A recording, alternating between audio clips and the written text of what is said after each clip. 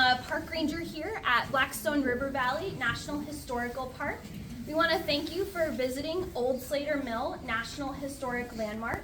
And to get us started for why we're doing this weekend, just wanted to give you a few quick numbers. And also start with the fact that this was our country's first National Historic Landmark. It was actually just weeks after the program was created in the 1960s that this was designated as the country's first. Since 1966, only 4% of National Historic Landmarks are named after or celebrate women. Approximately 6% of monuments in the whole country celebrate non-fictional women. Sadly, there are more dedicated to fictional women. And there are 8 national parks total, not 8%, that are named after women in the whole country. Very fortunately, 2 of our most recent National Park Service units are actually named after Black women, and that is a very recent development. So that number would have been smaller 5 years ago. As we talk today, we'll be going through Old Slater Mill, which is named for Samuel Slater. He was part of the business partnership that created a cotton spinning mill here. But before we talk about that business, I want everybody to turn around and just take a look at that field next to the parking lot. And that's where we would be outside if it was a nicer day. I got an email a few weeks ago from a student who is doing research, and we had something on our website about early letters between Samuel Slater's workers and people in Pawtucket. So people who were writing to Samuel Slater, and they were complaining about their job, which of course is nothing that any of us would ever do. We would never complain about our job. And one of the people who stands out in this correspondence is Caleb Green. He is among the early people whose children, including his sons and daughters, worked inside this mill. There's also someone who gets mentioned an awful lot in 1795, and her name is Rebecca Cole. Rebecca Cole had just gotten here in the summer, and by September she felt really sick. She'd been here about 2 months, and when she falls sick, she's having a hard time making a living in Pawtucket. She'd hired her children out to work in the mill, and she was also doing piecework in the community. Now she's sick. She's concerned that by moving here, things are already falling apart. Samuel Slater writes to his business partners and says that they must provide her with wood and meat and other supplies. They have to make this right because there's a lot going back and forth.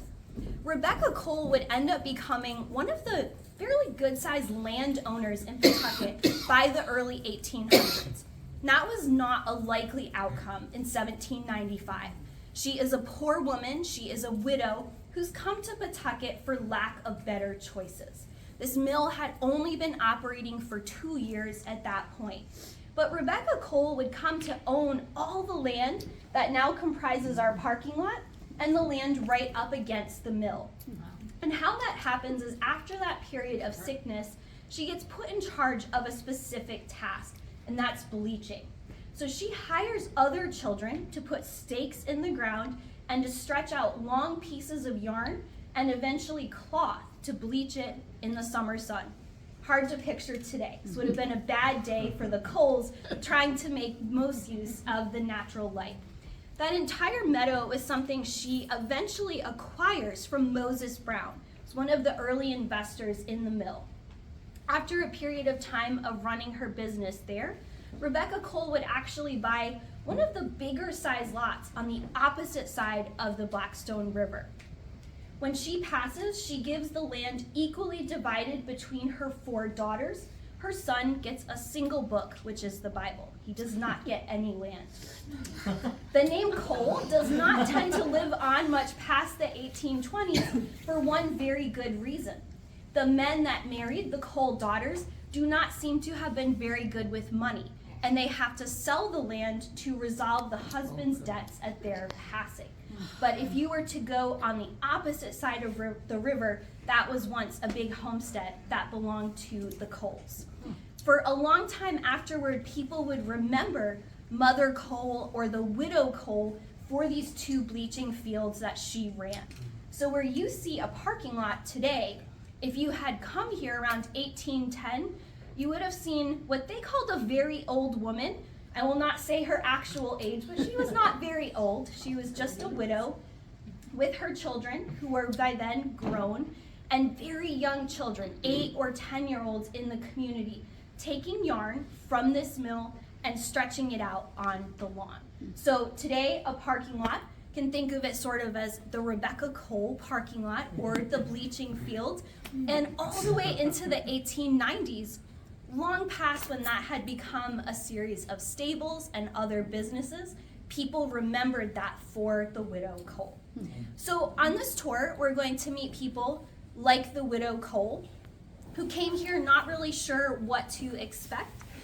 We're next going to meet a teen bride who, through her marriage, really very much changes the future of Pawtucket. We're going to meet a 10-year-old girl who quits mill work absolutely as soon as she can. We're also going to meet people who bravely told their stories about being enslaved people who picked the cotton used in the mill, as well as a few other women who worked here. Any questions about anything so far? So we're going to head all the way down and into that bell tower. With the story about the Widow Cole, just to make us think a little bit differently about the landscape outside of the mill. But of course, most people know this building because of Samuel Slater. When Samuel Slater was 21 years old, he got on a ship and went across the Atlantic to New York. And when he got off that ship, he didn't have enough money to pay the tax or the duty on a trunk of clothing that he had brought. He was not off to an amazing start in this new country called the United States. He spent several months working in a workshop in New York and telling people that he will tell them how to make English-style textile machines if they only give him a chance to be a part owner. No one takes 21-year-old Samuel Slater up on this offer, or you would be in New York or Delaware on a very different tour. 2 merchants in Providence, including Moses Brown and William Almy, decide this is a risk that is worth taking. And they contact people in the shipping trades who get in touch with Slater to send for him here. In January 1790, he's set up in a workshop just downriver from where we're standing today. And he starts to hire people, including local children, to work on machines with him. The goal is to copy those English-style textile machines that turn cotton into thread. Part of what makes Slater successful is he makes the right alliances in the community.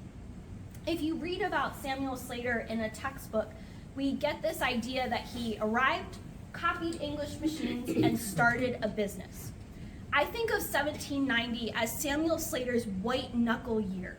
He spends an entire year trying to convince his investors that he can come good on his promise to make those machines. He finds that the way that people work iron in Pawtucket is different than what he's used to. The way that they're working with wood and other material. And most of all, no one trusts him. How do we know that? Samuel Slater is lodging with different people in the community.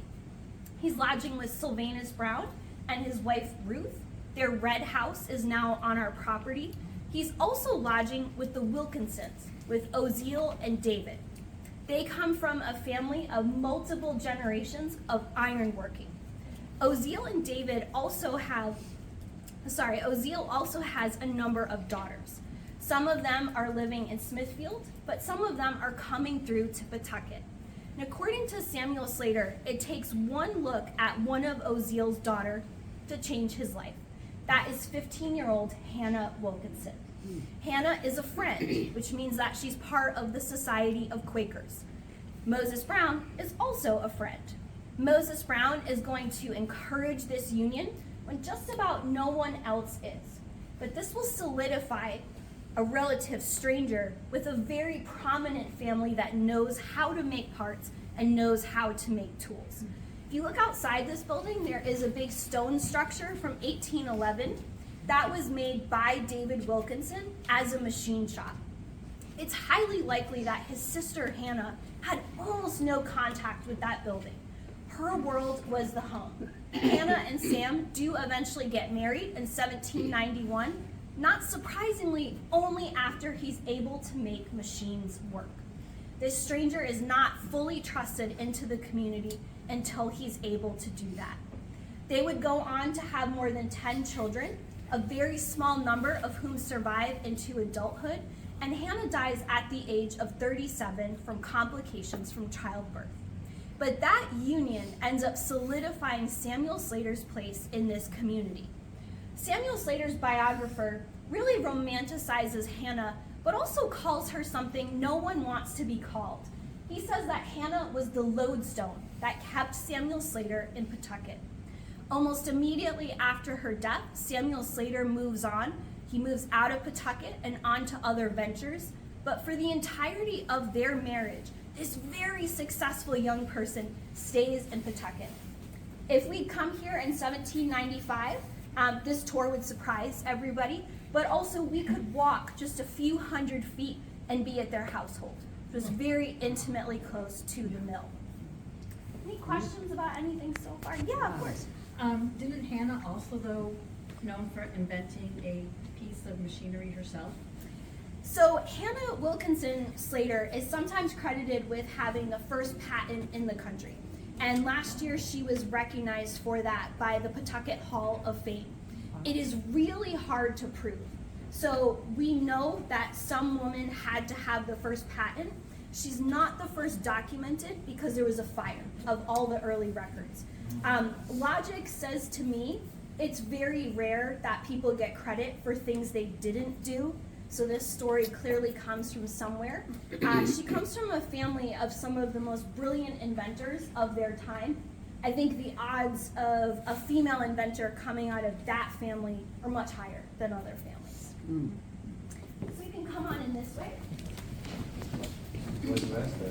Talk about a lot when we get into this part of the mill is the actual process. So how do you actually turn a cotton plant into something that we can wear?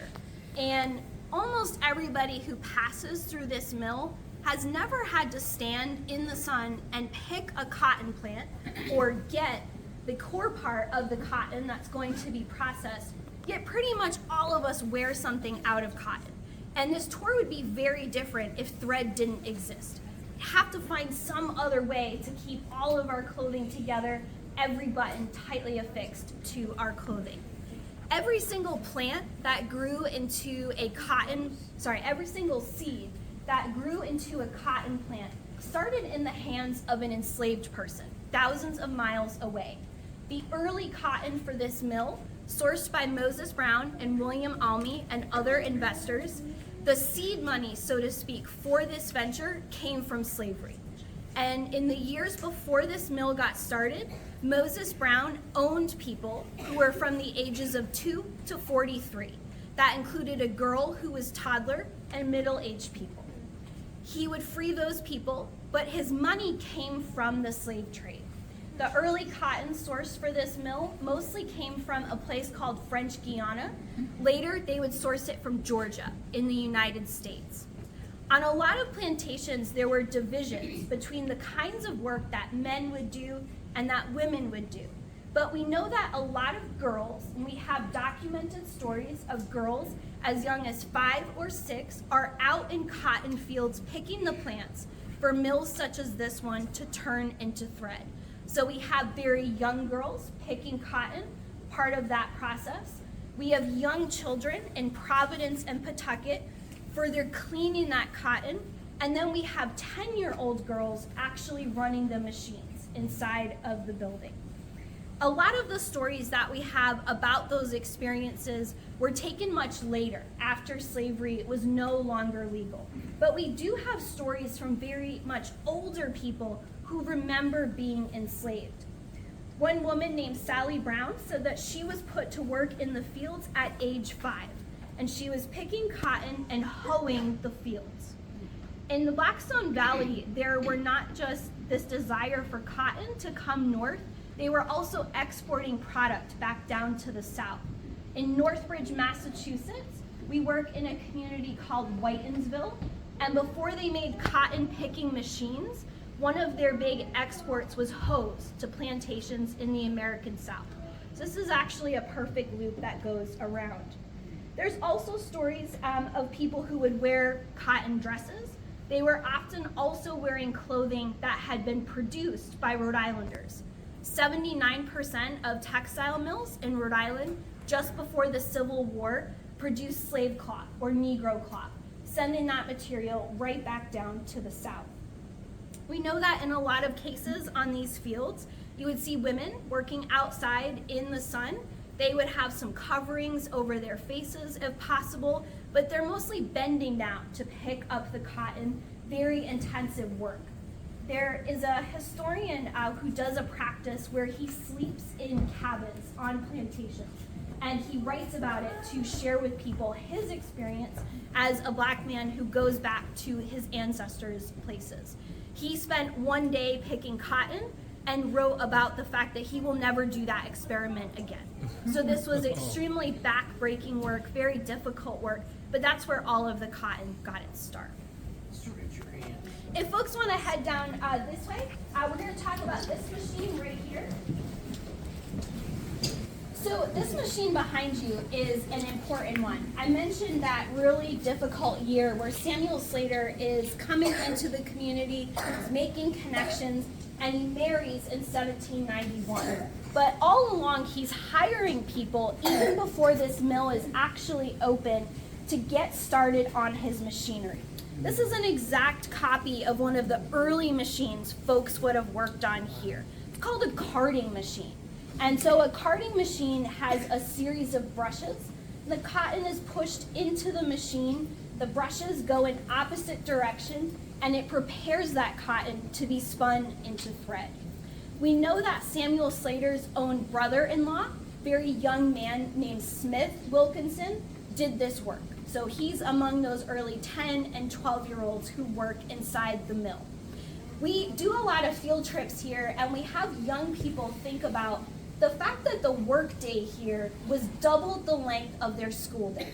So at peak operation, you're spending 14 hours inside of the mill. And not surprisingly, people don't like that. People like Rebecca Cole, who ends up running the bleaching operation, people are trying to make the best of this new kind of work. And sometimes that means literally working alongside the mill, trying to start your own operation, or just trying to make the best of working here. The painting that David has is of the White Mill. That is one of the early mills that is set up after this mill starts to get successful. It would have been on the opposite bank of the river. And I'm showing you that picture because the river's pretty scary today. So the dam and the river that's outside the mill, that's what you're looking at outside of these windows. One of the early employees of the White Mill was a boy named Samuel Patch. And Samuel Patch did not like working in the mill. That doesn't mean he was bad at it. He got trained up to be a mule spinner, which actually meant that he was doing pretty well. But Samuel Patch did not like working in the White Mill. It's owned by the same people as many other businesses in Pawtucket, and he found those long days of tending to the machinery very boring. So he decided to jump off the roof, which is not something that we recommend people do ever today, into the Blackstone River. He's spending those 10 to 14 hours inside that mill, and one of the people who probably found that very concerning was his mother, Abigail Patch. Abigail had come here, and she started telling people eventually that she was a widow. She, in fact, was not a widow. Her husband deserted her here with her children, including a boy who wanted to jump off of buildings. This is not going well, right? Think of 1795 when we first met Rebecca Cole. People were coming to this community because they could earn money and find a very specific kind of opportunity. Samuel Patch was not going to be content with being a mill worker. He did not want to be one of the many people who worked in a mill their whole life and no one would remember them. So he decides to not just jump off the mill building to entertain his friends. He decides that can be his whole career. Samuel Patch also had what we would call substance abuse disorder. He often did this drunk, which added to the drama of these episodes. Abigail Patch, by every measure, had a very difficult life being his mother. He would die in his 20s from what was considered an unfortunate incident jumping in New York State. But while they're living here in Pawtucket, Samuel Patch became famous as the boy who jumped or the boy who would leap. This is happening at a time where Abigail probably thought things were finally settling down. She and her husband had run a small shoemaking enterprise that fell apart. Her husband overreached. It didn't work out. They lost everything. She gets a job. She's working as a weaver. Her children get jobs in Pawtucket. That also doesn't work out because her son is jumping off the building. Her daughters keep working, and she will spend the rest of her life here being a very considerably recognized and respectable woman. And part of the reason for that is she joins a church in the community. I can't find my picture. Okay. A church in the community that was just up the hill. If you're familiar with Pawtucket, right near the library. That church has since burned down, but she lived very close to this whole area. Abigail does something really interesting. She tells people that she's a widow, and all of her children, particularly her daughters, who'd been named for people in her husband's family, they renamed themselves. They distanced themselves entirely from their absentee father, who is never heard from again. In the 1890s, Pawtucket celebrates the centennial of this mill, and they interview a woman named Emily, who's a descendant of Abigail Patch. And she remembers very fondly that her ancestor, Samuel Patch, owned a mill, and that they were descended from very important and prosperous people in the community. Nothing could be further from the truth. But the truth is that they had forgotten all about Samuel Patch's father because he left. The person who stayed was Abigail, and she became a leader in this church. One of the very few places you can find traces of her is she got mail. So you can find her in the newspapers receiving mail. They would print that publicly if you didn't pick it up, because it cost money to receive mail. So we don't know who's writing her. It seems she hadn't been picking it up. Abigail Patch would live within a few blocks of this mill, made a living as a weaver, and we know that she is most famous for her son, but for people who lived here, they really respected her too. Any questions over here? No jumping today, please. That's not only not legal, not advised ever. So can everyone see this machine fairly well? If you want to get closer and then step away, you are absolutely welcome to do that while we're over here. Part of what makes this mill really important, part of what gives it its national significance, is the kind of process that happens on this machine right here. So I mentioned that all of that cotton, it starts in the hands of enslaved people many miles away, but it's going to pass through the hands of lots of other folks on its way to becoming thread. And a good number of those people are children. When we talk about this machine, we talk about it as being designed for children to operate. A lot of times you hear that machines like this just had to be worked on by children because they were the right size. Imagine if we all went to a tailor and got a jacket custom fitted and then act surprised that it fit us. The first people that Samuel Slater hires are the kinds of children he wants to work his machines. They are the right size. They are the right comportment. They are the exact people he wants working inside of the mill. That is why their hands are the right size. One of those early people is Anne Arnold, and she works here with her sister Eunice as well as one of her brothers. Part of why I think Anne is a great example of early mill life is Anne is not a lifelong mill worker. If we had the chance to interview her later in her life, this would have been a very small blip, a small part of her life experience. She works here for, at the absolute most, about a year in total, and she tends this kind of machine. Anne is hired to work on the early spinning frames, and that's what she does for Samuel Slater's company. If you can see the top part of the machine right here, You see cotton that's already been very heavily processed. This is cotton that's already made that journey north. It's gotten brushed or carded in that kind of machine, and it's gotten very tightly wound onto the top part, onto the top bobbins. What this machine does is it pulls separate strands of that heavily processed cotton and it twists it to become strong. If we were to pull it apart, opposite direction, come apart very easily, when we twist together, it binds. So Ann Arnold is that kind of typical employee of the early days. If you stay for the talk that's happening right after this, you'll hear how much would change in the first 30 or so years of industry. In 1824, this area was home to the first wage workers' strike.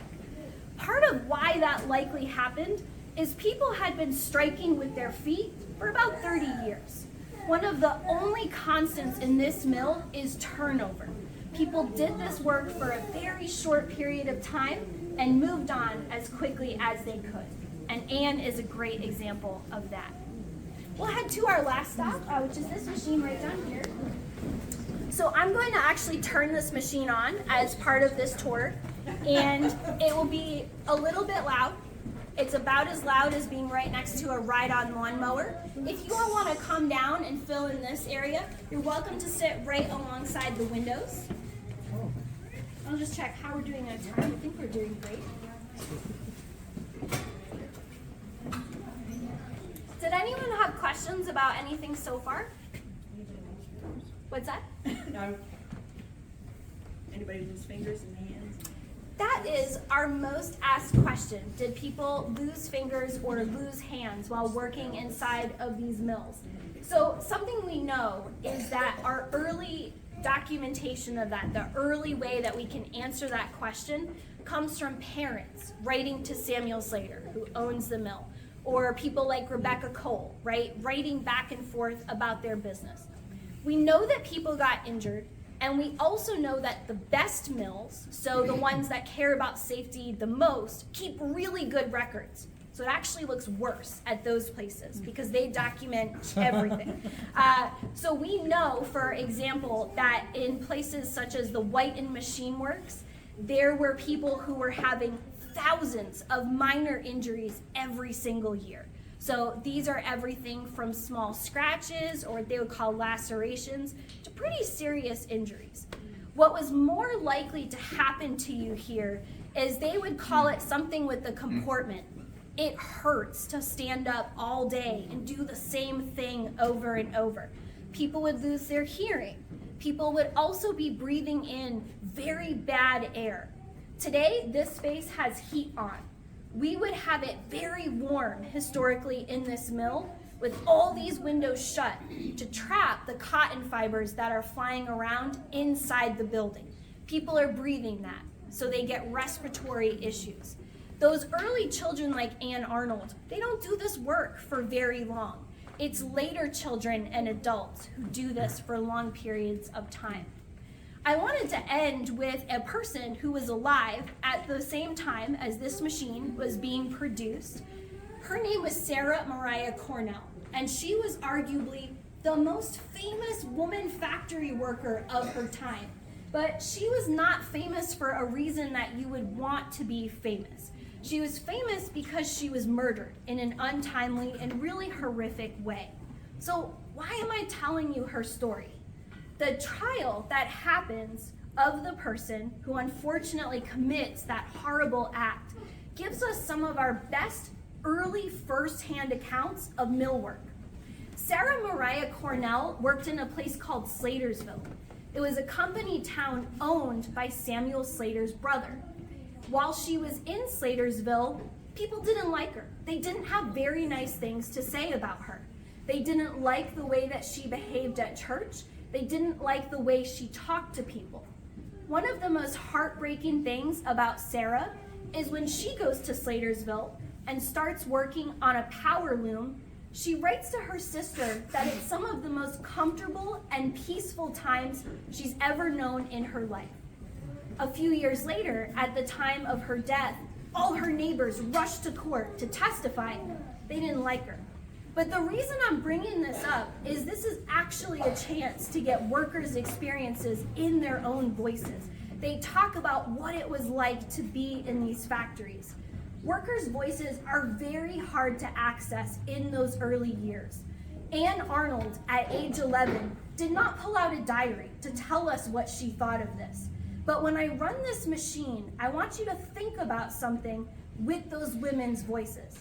If you didn't work in a factory in 1833, you would still know the story of Sarah Mariah Cornell because she was famous. She was famous for her untimely demise. And this is a very famous print about Sarah being seduced. Part of why I mention that is even when we think we don't have these women's voices, they could always hear each other. When I run this machine, I want you to think about the sound of women's voices singing a hymn. Women understood that their voices were at a different level than the hum of this machinery. Samuel Slater went to inspect one of his factories, and all of the machines shut off at once. And he thought that bells must be ringing because he heard a high pitch going out throughout the mill.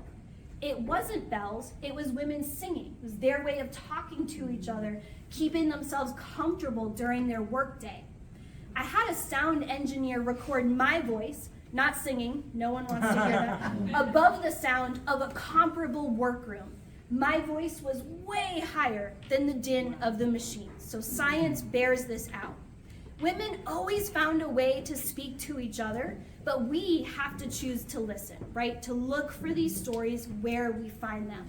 I'm gonna run this machine, and you're gonna get a small glimpse of what they experience those 10 to 14 hours a day.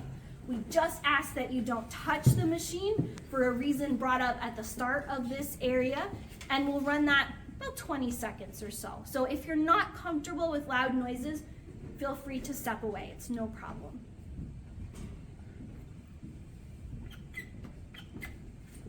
That's pretty quiet. That's very quiet. Someone must have flipped the switch. One moment.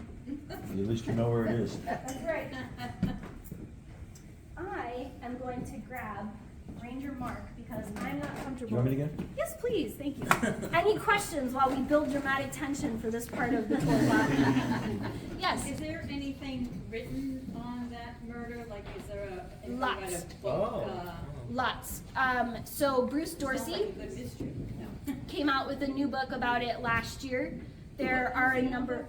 Bruce Dorsey, called Murder in a Mill Town. He doesn't talk as much about Slatersville, but other folks do. The best place is the trial testimony. It seems like everybody in Slatersville took the day off.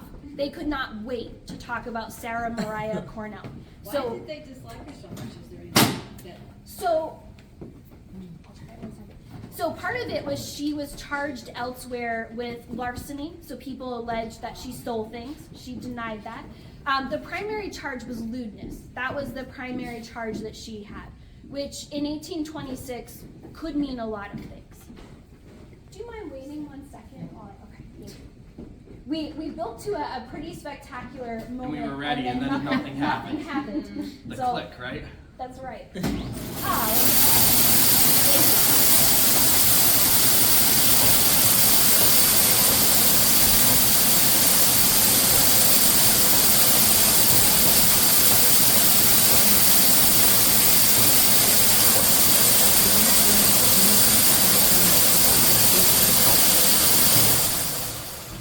I expected it to be louder.